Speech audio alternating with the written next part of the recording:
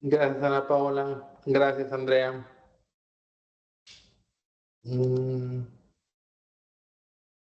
Yo tengo la transcripción. Perfecto. Pues muy bien, muchachos, como dijimos hace unos minutos. Ay, perdónenme.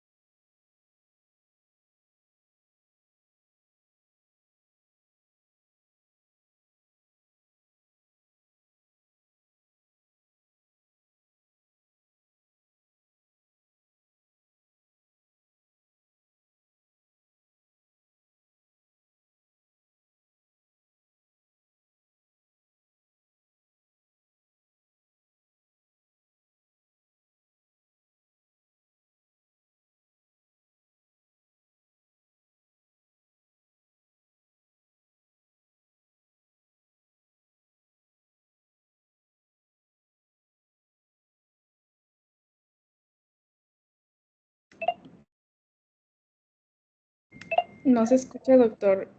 Perdón, chicos. Les comentaba. ¿Ya se escucha? ¿Sí? Ya. Excelente, gracias. Les comentaba que el transporte de esta bomba de sodio es muy importante para el cotransporte de otros iones o incluso otras moléculas como carbohidratos y aminoácidos. El gradiente de sodio que hace entre la célula, la parte interna y la parte externa de la célula es extremadamente importante, manteniendo la concentración de solutos del medio interno y el externo estables, o la incorporación de algunas moléculas que son relativamente relevantes. Entonces, adentro de la célula, gracias a este transportador de sodio-potasio que utiliza ATP, adentro de la célula tengo poco sodio y afuera de la célula tengo mucho sodio. Esto hace una fuerza electroquímica y una fuerza de concentración hacia adentro. Esta fuerza se puede definir como una fuerza electromotriz. Yo sé que no es mecánica, yo sé que no es un motor, pero así lo podemos describir como una fuerza electromotriz, en donde el sodio tiende a entrar rápidamente.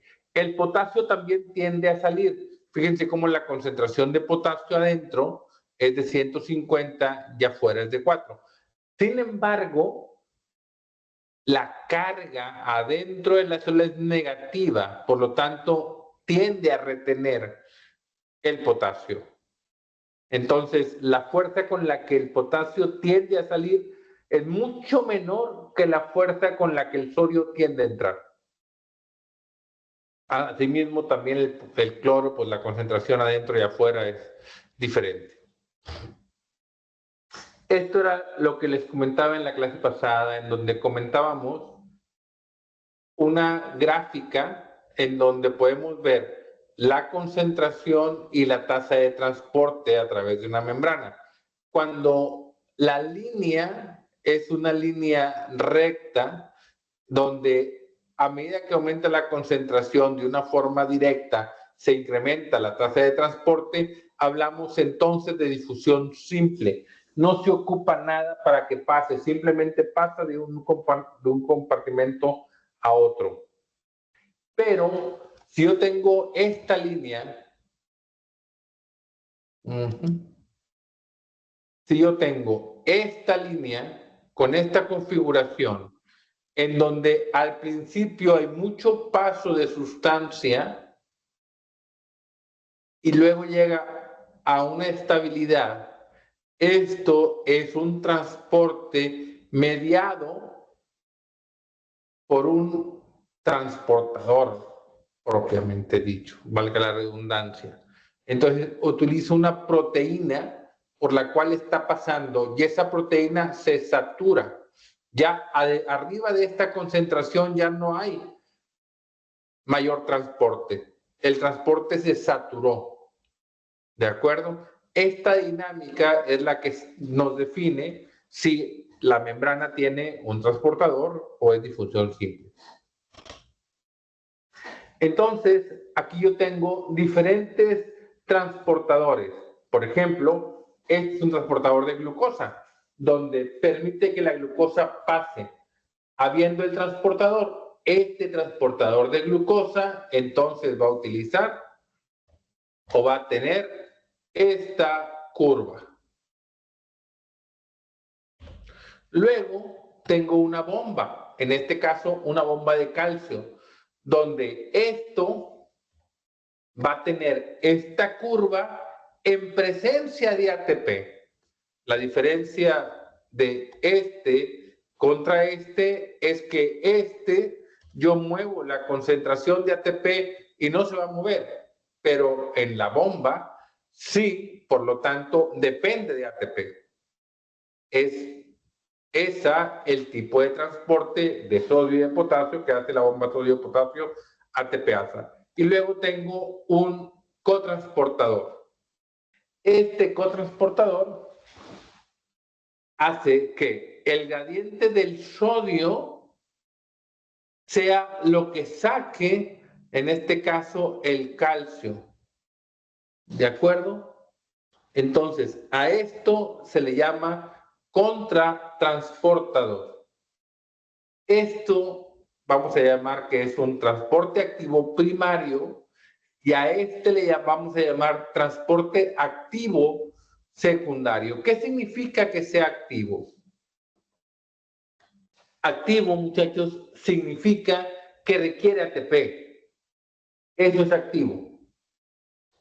En este caso, aquí está el ATP actuando sobre el cambio conformacional de la molécula para que pase el ion de adentro hacia afuera, o de afuera hacia adentro, perdón, en este caso.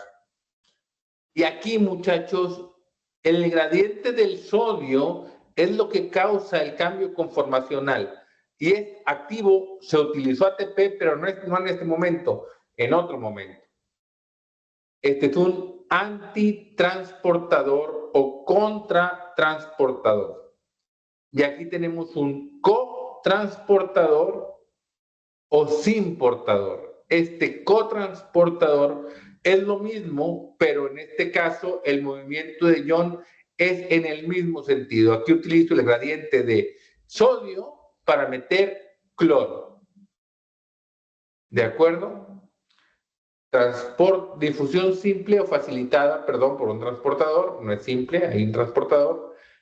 Transporte activo primario, igual que sería sodio, potasio, ATPasa. Esta también es un transporte activo primario. Este, muchachos, es un transporte activo pero secundario, porque estamos utilizando un gradiente previamente dado. Este es un cotransportador, cotransportador, cotransportador, cotransportador. Este es un antiportador o contratransportador. Aquí lo vimos en un esquema diferente. ¿Estamos bien? Deditos para arriba. ¿Sí? No veo ningún dedito para arriba. Ah, sí. Bueno, Diego sí puso dedito para arriba. El otro Diego también. Andrea ya lo puso también. Excelente. ¿Qué les cuesta poner dedito para arriba para decirme que están poniendo atención? Muy bien. La rapidez con la que ponen los deditos para arriba está directamente relacionada con los puntos que van a tener al final. Mientras más se tardan, menos puntos. Así es este juego. Se llama el juego de poner los deditos para arriba lo más rápido posible.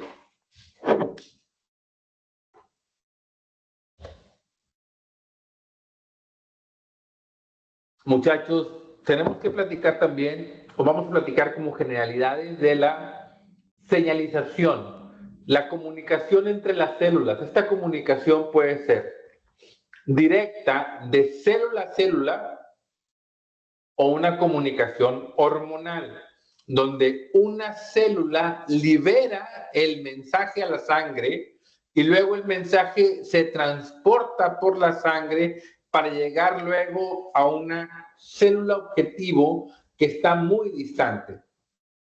Eso es una comunicación hormonal que se estudia en endocrinología. La comunicación endocrina es este tipo de comunicación endocrina.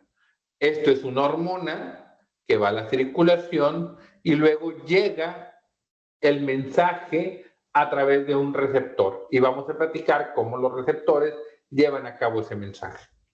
Luego tenemos algo más simple como es la comunicación parácrina, que esta sustancia, una hormona, se libera en una célula y actúa a nivel cercano, en el mismo tejido parácrino, cercano, uno al lado del otro, o autócrino, como es este caso, donde una sustancia se libera y actúa en la misma célula. Vamos a decir, como diríamos en el rancho, una célula se da cuerda sola. Ella solita está activándose. ¿De acuerdo? Ella solita está activándose, autócrina. Oye, doctor, pero como que no tiene mucho sentido la comunicación autócrina porque la célula ya tiene la información. Híjole, ahí es un tema de biología un poquito complejo porque la célula en sí misma funciona como un organismo independiente en sus diferentes organelos. Entonces, sí la célula necesita autoactivarse en algunas ocasiones. A eso se llama una comunicación autócrina. Entonces es autócrina, parácrina y endócrina como un continuo de complejidad y de distancia. Luego vamos a ver que hay más comunicaciones, como por ejemplo la comunicación nerviosa, que es muchísimo más rápida que la endocrina. Aquí tenemos lo mismo en diferente esquema. La comunicación directa de célula a célula, la comunicación nerviosa, que es a través de una sinapsis, autócrina y parácrina, que ya las describimos brevemente, y la comunicación endócrina. Como esto tiene implicaciones locales, en cambio esto tiene implicaciones sistémicas. Esto es por una unión anatómica y esto es por receptores. La sinapsis es una combinación entre una unión anatómica, porque es en donde está conectada, en este caso, la neurona, vamos a decir, un botón sináptico en una hendidura sináptica con un receptor postsináptico. Las dendritas y los axones de las neuronas que vamos a terminar de definir cuando veamos el sistema nervioso central, aunque las bases ya las deben de tener desde la preparatoria. Aquí tenemos los diferentes receptores, muchachos, los diferentes receptores. Pareciera que este tipo de receptor, el receptor catalítico, por ejemplo, el tiroquinquinasa, es el filogenéticamente más antiguo. Se está presente, por ejemplo, con los flagelados, que son pues, la división más antigua, antes de los metasuarios, o sea, ya los organismos multicelulares, los organismos unicelulares previos a los metasuarios ya tenían estos receptores, pero no tenían estos otros. Estos sí los tenían, aunque eran muy poquitos y nosotros tenemos cientos con diferentes funciones. Entonces vamos a platicar cómo la comunicación de afuera de la célula entra a la célula. Y eso es a través de lo que vamos a llamar segundos mensajeros. ¿Ok? Con diferencia de las hormonas esteroideas, que son hormonas que tienen una química lipídica, son grasas, hormonas de grasa, que pueden pasar la membrana y su receptor ya está dentro, aún y que también aplique el concepto de segundo mensajero. El segundo mensajero es, imaginen ustedes que quieren dar una información a un familiar que tienen en Estados Unidos, pero ustedes no tienen visa, no pueden pasar. Entonces, ustedes llevan el mensaje hasta la frontera y en la frontera se lo gritan a alguien y les dicen algún mensaje, como por ejemplo, oigan, el dólar va a bajar. Es la única manera de comunicación. Y esa persona que está en la frontera recibe la información, oye, el dólar va a bajar. Y se va corriendo y gritando por todo Estados Unidos. El dólar va a bajar, el dólar va a bajar, el dólar va a bajar, el dólar va a bajar. Y por todo el camino va regando la información. Entonces tiene un efecto de comunicación, porque tú se lo dijiste a él, una información específica, pero tiene un efecto de amplificación, porque él se la pasa grite y grite. Tú eres una persona que se lo dijiste a una persona, pero él se la pasó grite y grite y grite y grite. ¿De acuerdo? Es el concepto de segundo mensajero. La información puede llegar por diferentes mecanismos. Por ejemplo, aquí, este mecanismo es el mecanismo de un receptor que tiene función de canal. Un canal al que se le pega, en este caso, un neurotransmisor. Este neurotransmisor es la acetilcolina, y que el receptor de acetilcolina, en este caso el nicotínico, porque hay varios tipos de receptores de acetilcolina, no solamente el nicotínico, hay unos que son ligados a proteína G, que te llaman metabotrópicos, este se llama ionotrópico. Este efecto ionotrópico de la acetilcolina abre un canal que mete, en este caso, iones. Particularmente en este caso es el sodio, es un canal de cationes de sodio, entra el sodio y el sodio lleva a cabo el efecto. El neurotransmisor nunca entró a la célula. El ion lleva a cabo el efecto. Aquí ya es muy rápido, no hay más cosa que se tenga que elaborar, pero para fines prácticos, esto es el que lleva a cabo la función. Por lo tanto, esta función es función derivada de un segundo mensajero. En este caso, el ion es el segundo mensajero.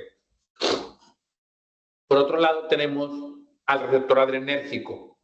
Este receptor es el prototípico de los más abundantes en las células de los mamíferos y además más variados. Se llaman receptores acoplados a proteína G. Este es un receptor y aquí está la proteína G, que es la efectora. Al pegarse una molécula afuera de la célula, en este caso la hormona, en este caso, que es un neurotransmisor también, que también tiene función como hormona, que es la adrenalina o la noradrenalina, son moléculas parecidas, con diferentes tipos de receptores. Este receptor cambia conformacionalmente estas subunidades y estas subunidades llevan a cabo el efecto, con un efecto amplificador, porque estando esto prendido, empieza a causar cambios que vamos a ver ahorita. Luego tenemos el receptor catalítico. Al pegarse la hormona, en este caso una de las más conocidas, la insulina, que es una hormona, la insulina al llegar a la célula hace cambios conformacionales en estos que aquí lo dibujan como si fuera uno, pero lo voy a dibujar yo porque realmente son dos. Son dos que están separados y cuando llega la hormona se pegan, se unen y al estar unidos hacen una actividad enzimática que producen la fosforilación, en este caso, de una base química. Y esto lleva a cabo los efectos.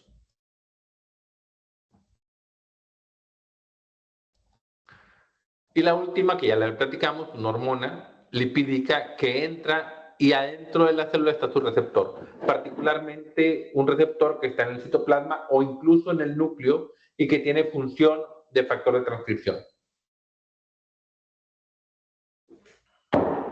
Muchachos, sé que estoy hablando en mucha terminología que está en chino para ustedes. Todo esto lo vamos a seguir refinando a lo largo del curso. Pero quédense con que esa terminología es importante.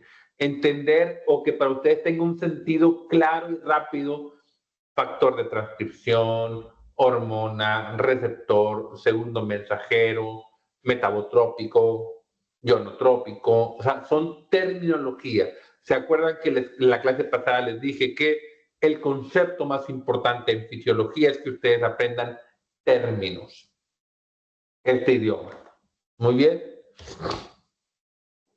Muchachos, es la estructura básica de un receptor acoplado a proteína G, que tiene 7 dominios transmembranales, y estos 7 dominios transmembranales tienen una sensibilidad, un pedacito que se va a modificar y modificar de unos a otros, que da el ligando específico para la hormona.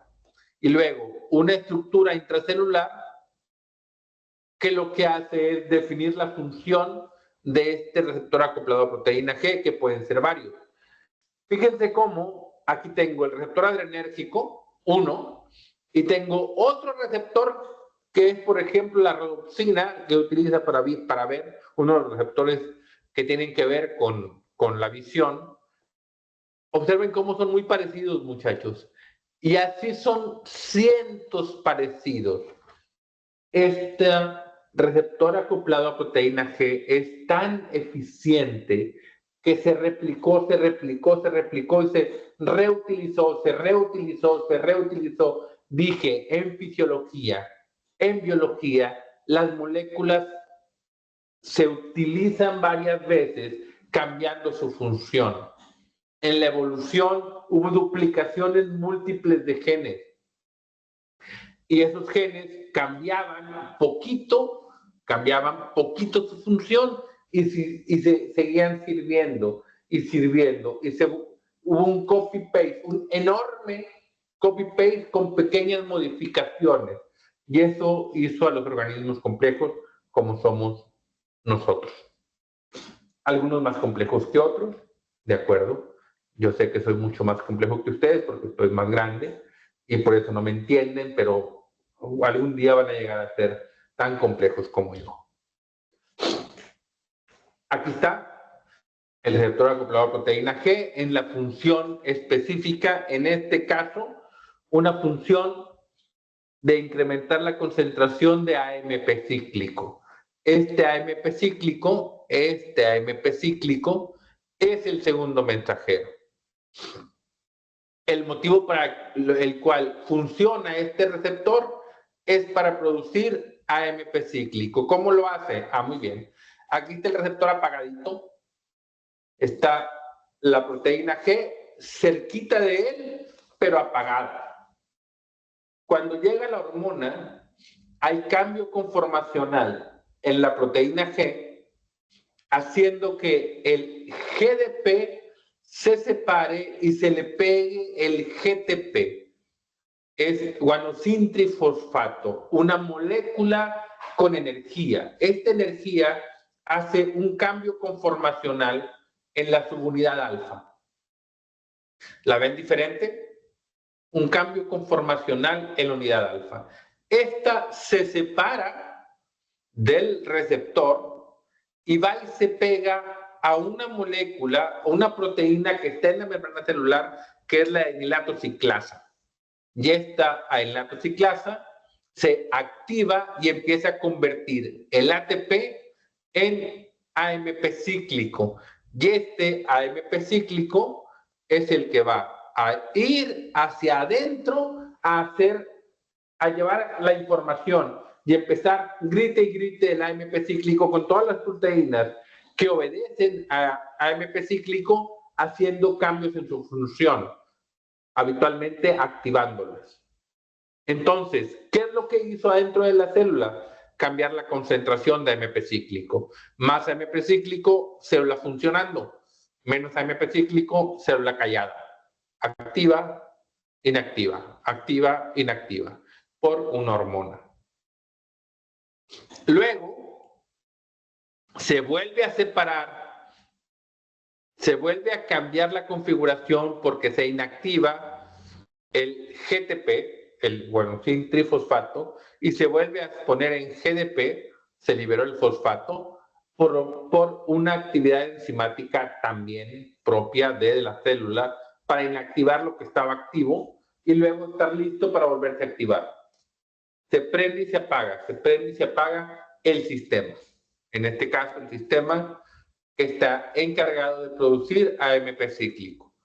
Proteína ligada, un receptor acoplado a proteína G, cuya función es incrementar la concentración de AMP cíclico. Tenemos además receptores acoplados a proteína G que lo único que hacen es tener actividad quinasa. Y esta actividad quinasa lleva la activación. Y este guanosine trifosfato es el que va a estar haciendo la función de fosforilación de proteínas. O tenemos proteínas, receptores acoplados a proteína G, que tienen función dentro del fosfatidilinositol 3-fosfato. Observen cómo esta molécula también cambia su configuración, pero luego va y se le pega a una fosfolipasa C. Ya no es a una molécula que activa el AMP cíclico, no. Esta lo que hace es modificar, en este caso, un fosfolípido de la membrana. Y este fosfolípido de la membrana luego se va a convertir en tiacilglicerol e inositol 3-fosfato. Este inositol 3-fosfato va a entrar a la célula, se va a unir a un receptor específico que en este caso saca calcio del retículo endoplásmico. Este calcio luego va a llevar a cabo la función activando proteínas que son sensibles al calcio. Además tenemos el diacilglicerol que también lleva a cabo una función de activar estas proteínas. Observen cómo entonces este receptor va a hacer cambios en la membrana que hace que se activen los segundos mensajeros. En este caso, el inositol 3-fosfato y el diacilglicerol. ¿De acuerdo? Que es activa, en este caso, la proteína G a la fosfolipasa C. El calcio es en sí mismo un segundo mensajero. Tenemos proteínas como las calmodulinas que al tener calcio activan enzimas y estas enzimas activadas llevan a cabo la función. Entonces el calcio es un segundo mensajero. ¿De acuerdo? ¿De dónde, cómo entró el calcio en la célula? Ah, bueno, ya dijimos, sale aquí el retículo endoplásmico, o el calcio también puede entrar por un canal iónico.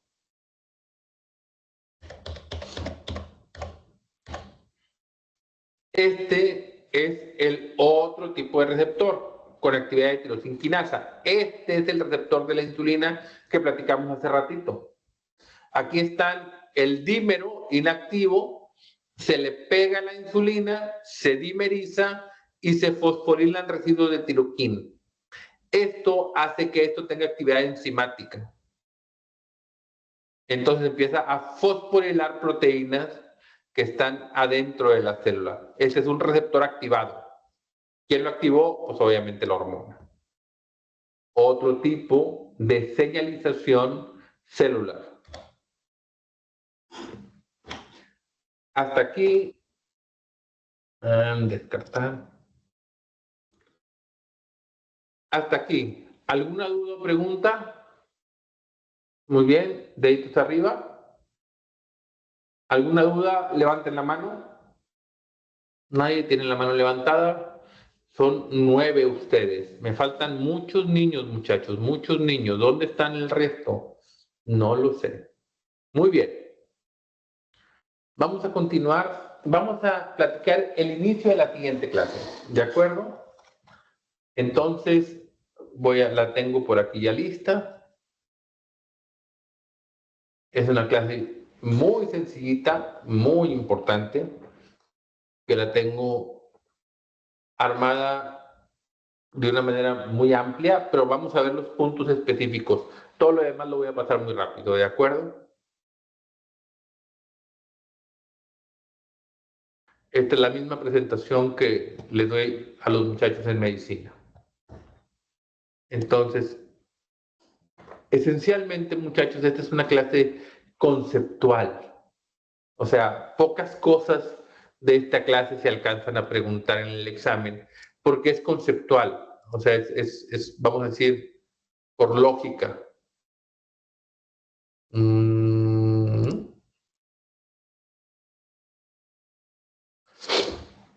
Homeostasis, muchachos. Aquí en el curso de fisiología hablamos esencialmente del estudio de lo que define la fisiología y es el estudio de la lógica de la vida. Esencialmente, muchachos, la homeostasia, en este ejemplo en particular, es el equilibrio de algo. Homeo igual, homeo igual, homeo igual. Entonces, la vida se caracteriza por estabilidad. Habiendo estabilidad, hay oportunidades de crecimiento, hay oportunidades de desarrollo. Y no estoy hablando ni de política ni de economía, pero aplica perfectamente. Un país estable, la gente se desarrolla feliz. Un país inestable, con falta de educación, falta de seguridad, falta de atención médica, no se puede desarrollar. No digo más. Es todo lo que digo. Los políticos tienen que aprender fisiología. Homeostasis, muchachos, significa estabilidad. En este ejemplo tenemos el sodio. Tenemos el sodio. El sodio tiene que estar en una concentración específica. Cuando hay mucho sodio, se llama hipernatremia y se tiene que entender por qué tenemos el sodio alto. Cuando el sodio está bajo se llama hiponatremia y tengo que entender por qué el sodio está bajo y luego llevar a cambio los equilibrios necesarios para poderlo platicar. Por lo tanto, como estabilidad de concentraciones tengo que entender terminología como son, por ejemplo, las diluciones. O sea, en donde una sustancia está concentrada y luego la diluyo en 1 en 10, o la diluyo en 1 en 100, o la diluyo en 1 en 1000, o la diluyo en 1 en 10,000 o en 100,000, haciendo que la concentración de una sustancia vaya disminuyendo de forma progresiva. Estas diferentes concentraciones son importantes para poder yo entender la función, porque una concentración extremadamente baja no puede llevar a cabo la misma función que una concentración alta. Hay mucha insulina, poca insulina. Mucha insulina, mucha función de la insulina, poca función de la insulina. cuando todas las demás variables son constantes, como por ejemplo la densidad de receptor. No digo más. El primero en utilizar el término fisiología fue un hombre llamado Fresnel, por allá de los 1500. Luego tenemos a Claude Bernal por allá de los 800 tempranos, donde por primera vez describió el concepto de medio interno, la estabilidad o homeostasia del medio interno lo describió Claude Bernal. Aquí tenemos el medio interno, muchachos, en donde yo tengo el medio externo afuera del organismo, en este caso un animal, aunque puede ser perfectamente cualquier organismo multicelular, que divide el medio externo del medio interno, teniendo un escudo que nos separa, en este caso la piel. Pero luego tengo el tubo digestivo por donde entran los nutrientes y que también esto es medio externo. Desde la entrada hasta la salida es medio externo. Entonces tengo que tener una barrera, en este caso un epitelio, que lo separa. Luego tengo otro medio externo que es en este caso el pulmón, el sistema respiratorio, que separa el medio externo donde está el aire con todos sus contaminantes y el medio interno. Entre el medio externo del tubo digestivo entran los nutrientes al medio interno y luego este medio interno tiene que moverlo adentro del organismo por el sistema circulatorio. Esto obviamente es medio interno. Pero luego este sistema circulatorio también se comunica con el sistema excretor. Aquí está el sistema excretor de la orina, donde tenemos otra vez una diferencia o tenemos otra vez una barrera entre el medio interno y el medio externo.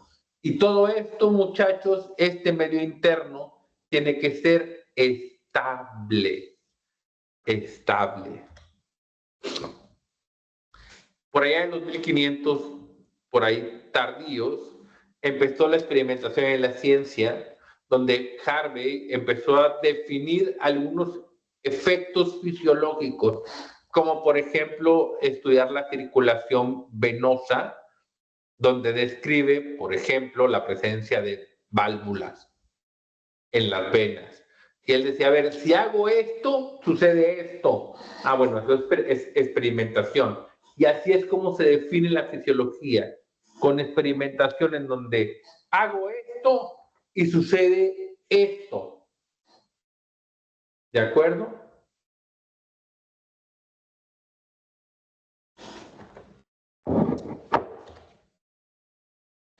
Cannon, por ahí, por primera vez definió el término homeostasis.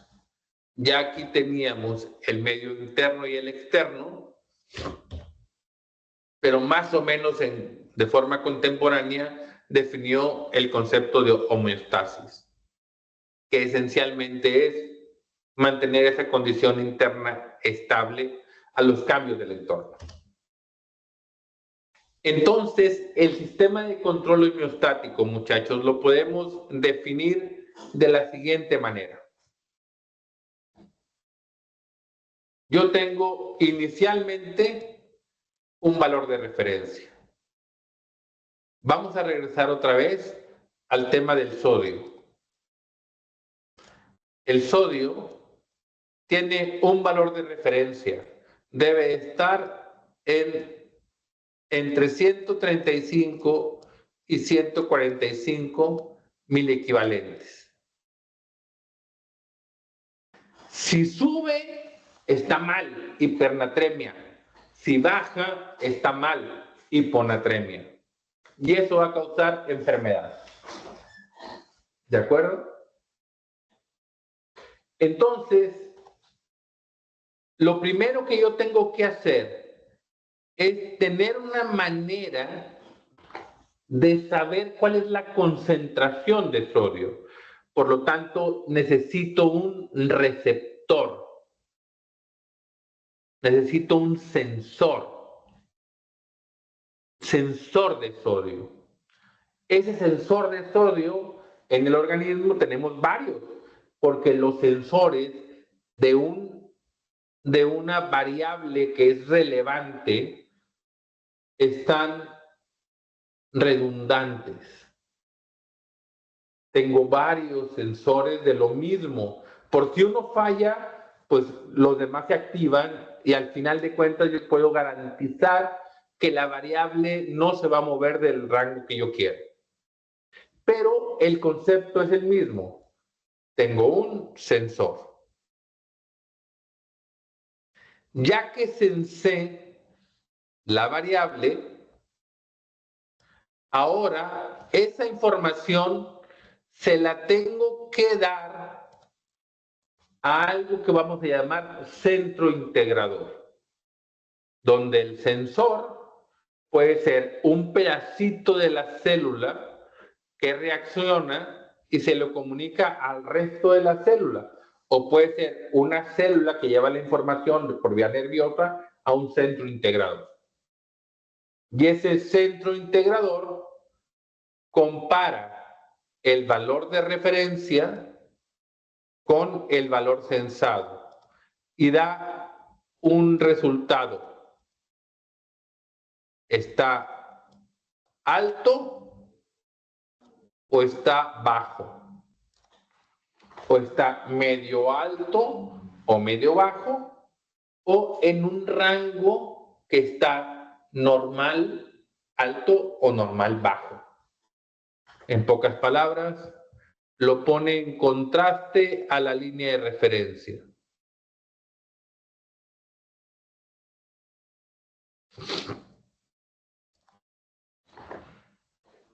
Y ese contraste con la línea de referencia luego tiene un efecto.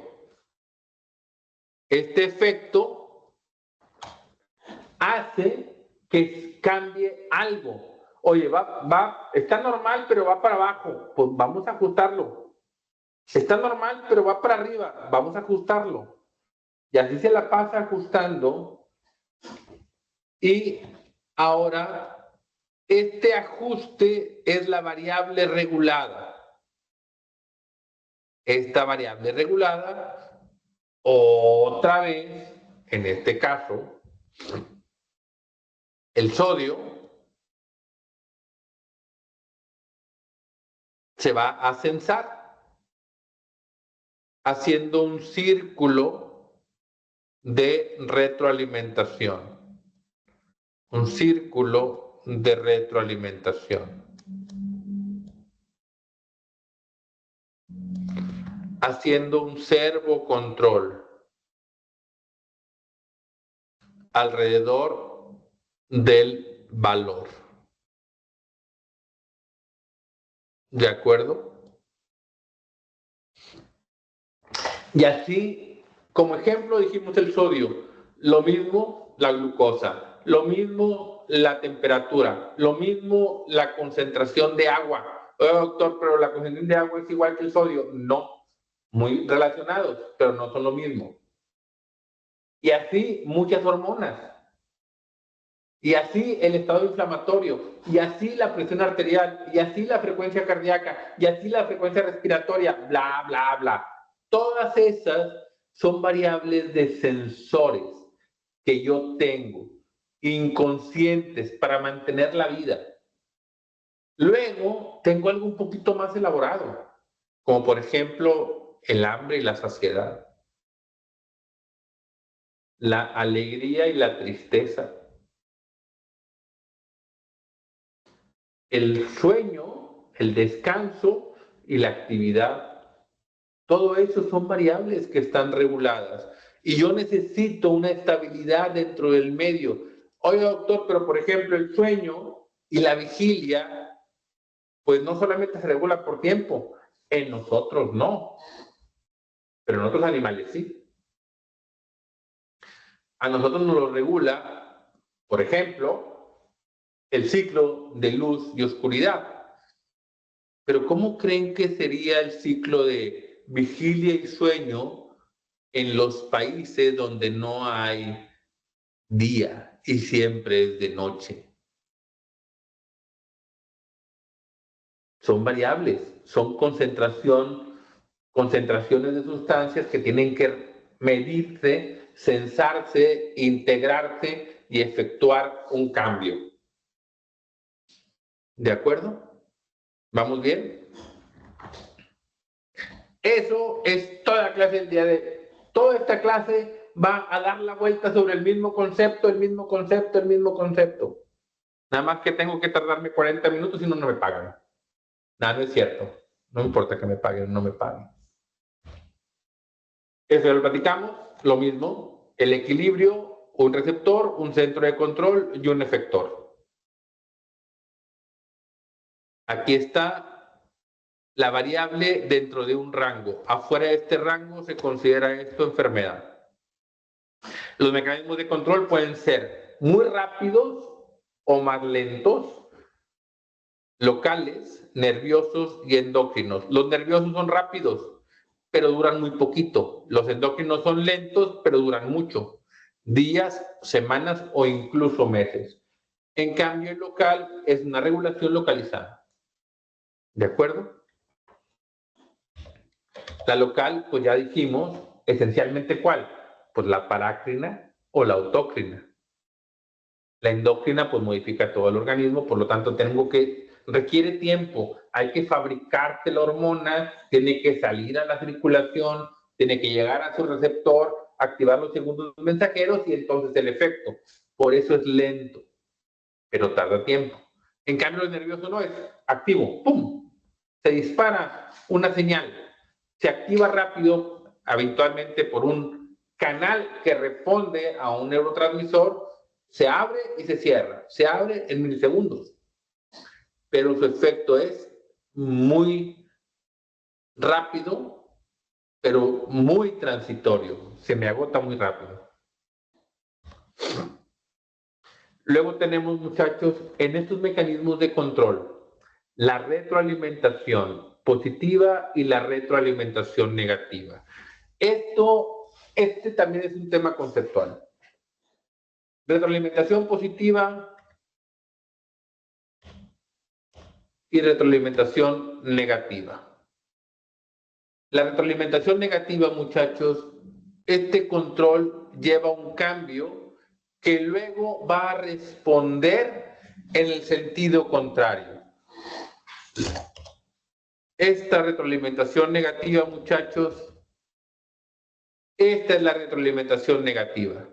Sube y luego esto hace los cambios para que baje. Luego hace los cambios para que suba. Luego hace los cambios para que baje. La retroalimentación negativa es lo que me lleva a la homeostasis. Retroalimentación negativa. No crean que escribo feo porque quiera escribir feo.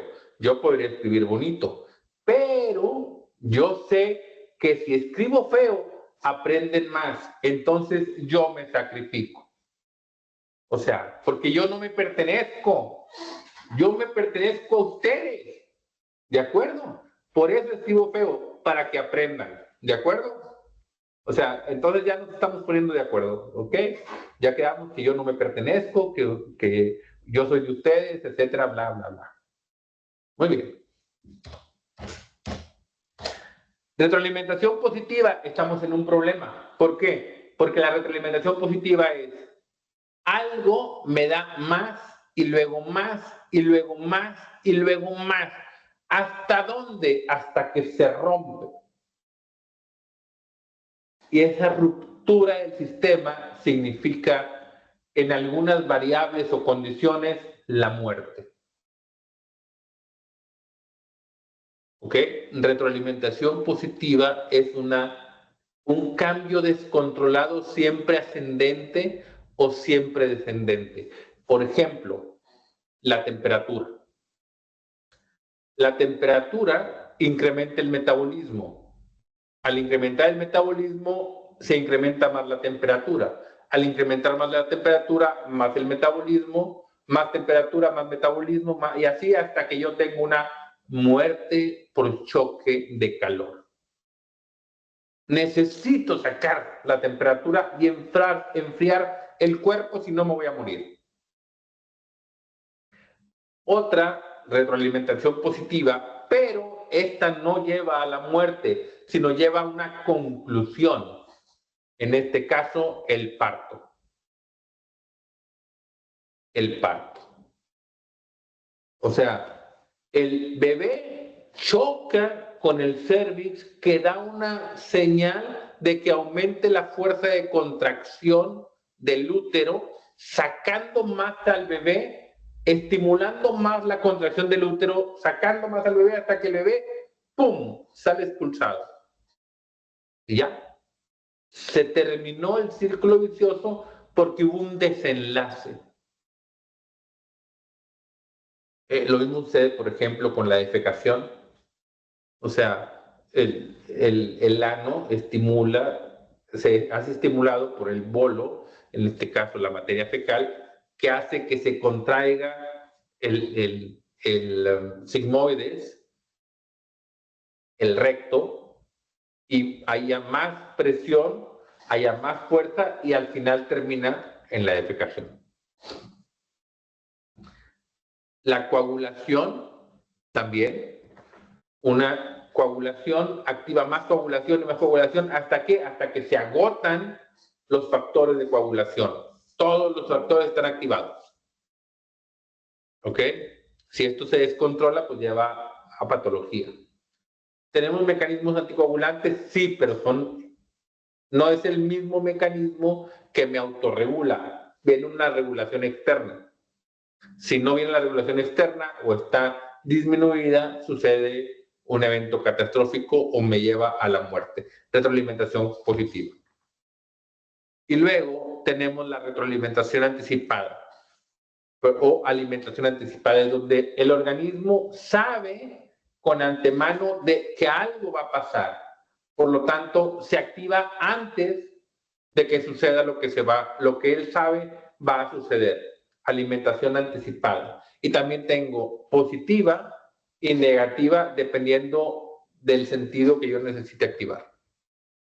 Luego, los mecanismos redundantes, muchachos, normalmente los sistemas homeostáticos tienen jerarquías. Hay unos más fuertes que otros. O sea, el más importante y el más fuerte es el más controlado. Pero si ese falla, los otros asumen el control.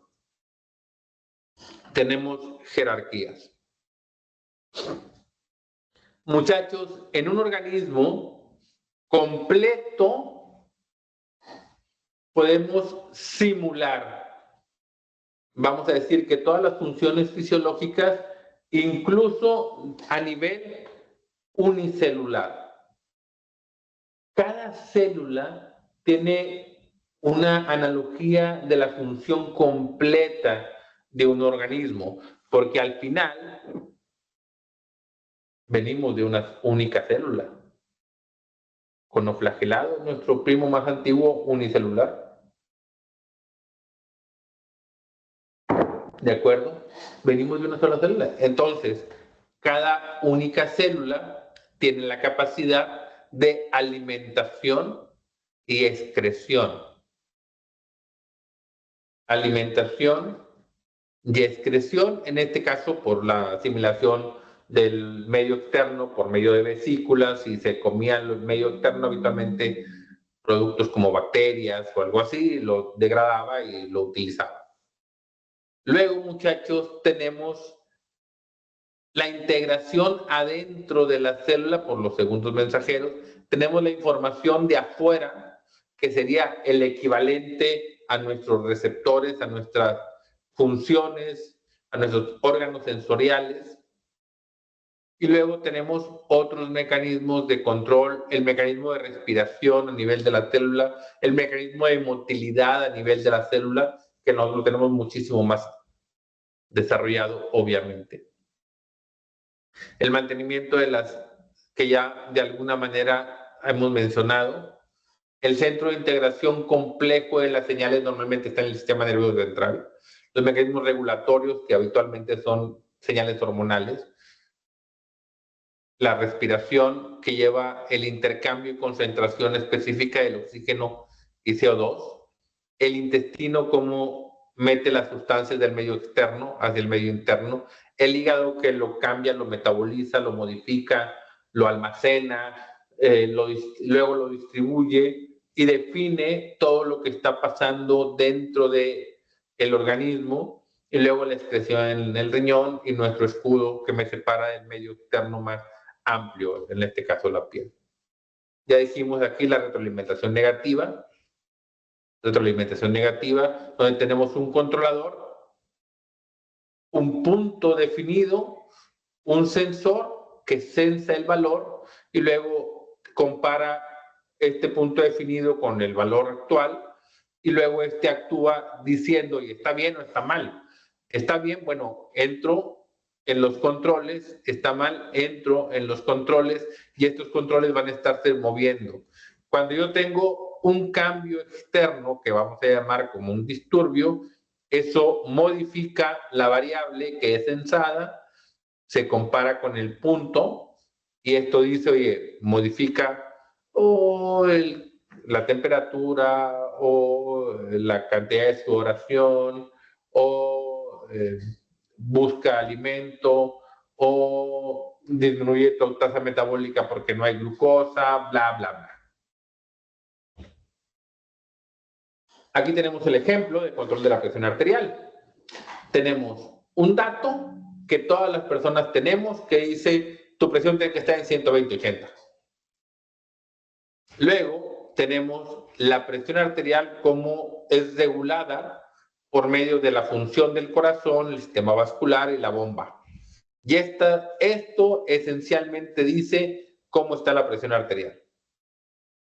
La presión sube o baja. Es censada por los vasoreceptores que están localizados en la aorta y en la carótida, y esto se comunica al centro integrador que está en el bulbo raquídeo y compara el valor de la presión con la presión que debe tener, y si la presión está normal, esto está bien. Si la presión está alta, esto hace que baje la presión. Si la presión está baja, esto hace que aumente la presión y luego el círculo vuelve a dar. Por lo tanto, presión alta, baja presión. Presión baja, sube presión. Esto es una retroalimentación negativa, la típica de la retroalimentación negativa. Luego tengo un disturbio, por ejemplo, el cambio de acostado a parado, la ortostasis. Cuando yo me paro, la presión baja, este disturbio tiene que ser censado y activar estos mecanismos para que la presión suba. Luego me acuesto, la presión sube, se censa y tiene que activarse los mecanismos para que la presión baje. Y así, en un continuo, aquí está el set point de la presión media y como siempre esto se va a estar modificando. En el disturbio, luego se activa más rápido, siguiendo siempre el control. ¿De acuerdo? Un disturbio fuerte modifica este punto de control dando una respuesta fuerte que habitualmente pasa luego el borde superior. Luego tengo manera o hay mecanismos o hay, digamos, situaciones donde el punto de control se modifica. Aquí está el punto de control se modifica, por lo tanto las variables se modifican. En este caso la presión estaba alta, di medicinas que cambiaron este punto de control y ahora la presión está ajustándose hacia lo normal. Este es el ejemplo que ya pusimos. Homeostasis. ¿Dudas? Muy bien. Pues chicos, dedito para arriba. Excelente. 2, 3, 4, 5, 6. Excelente, muy bien. Devani, muy bien, gracias. Chicos, dejo de grabar.